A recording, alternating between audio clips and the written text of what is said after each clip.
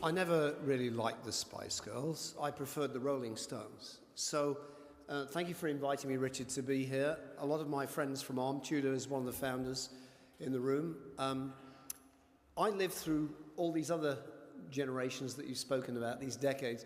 So when I was designing chips in 1968, they contained 50 transistors and 50 resistors, and I knew every transistor personally.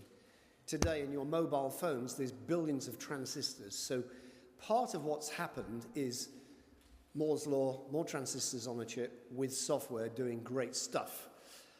When I came to ARM, I met Tudor and 12 engineers and me in a barn. And the guys, we were going to be the global risk standard. That was our idea. Can I have the first slide, please? Some slides? Yes. So this is the first company brochure. This is a bit of history. 1991. And I actually said to Mike Muller, who's still today's CTO, we'll make chips over my dead body. And Mike said, now there's an opportunity.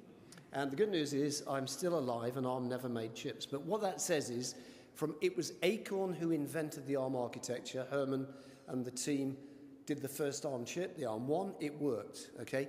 That's about all I can say about it, because you needed an Acorn computer to program it. We're going to be the leading IP company, and we got no patents. But I said, we're going to be the global standard. Next slide, please. Okay, this is the key to ARM. So what I say, I'm involved with a lot of startups today.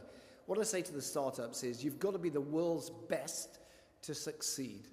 And we realized we were the best MIPS per watt, millions of instructions per second per watt. That's performance over power consumption. And we were the best MIPS per dollar, millions of instructions per second per dollar. So we're the best performance over power and performance over cost. Everybody else was looking at risk architecture for big, powerful computers. Go faster. People said to me, you'll never need risk architecture in mobile phones. Anyway, we kind of disagreed with them, thought differently. Next slide, please. Okay, and that's a young John Biggs with layout. So this founding team of 12 engineers could do operating systems to transistor layout. And we said we're going to be the global standard. Next thing we did, we employed Tim O'Donnell in California, because that's where Silicon Valley is, in case you didn't know, to get customers. We employed him to get purchase orders there. We hired Takeo Ishikawa in Japan. So I think part of ARM's success, as well as the Cambridge founders, is the people who developed the businesses, Sam Kim in Korea. And I think one of the reasons for ARM's success was it had a global vision from day one. The seed capital came from Apple and VLSI Technology. And we actually got Nippon Investment and Finance from Japan to make, I actually said to a guy called Kaniedo-san who wanted to invest, I invited him to an ARM board meeting and said to him, what is the strategic value of us allowing NIF to invest in ARM? He made up something like 140 times return.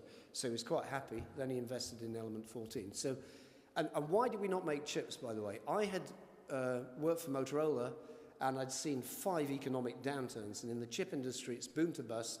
I didn't want a new downturn. So where are we today? We got software. We got the cloud. Security is a big issue. There's lots of new opportunities. The world is a lot more global than it was when we started ARM. If you look at the power of India, the power of China, we've got some big opportunity. Another little snapshot, because it's the 90s, Google was founded in 1998. So not only ARM, from its roots in Cambridge, 400,000 chips, that's combined chips for Acorn with video graphics chips that Tudor designed. 80 billion chips or so have been shipped. So ARM is in everything on the planet.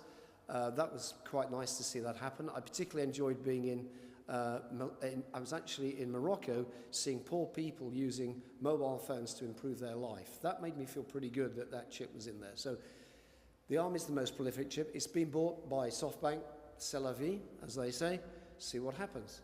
I wish you all well. Have a lovely evening.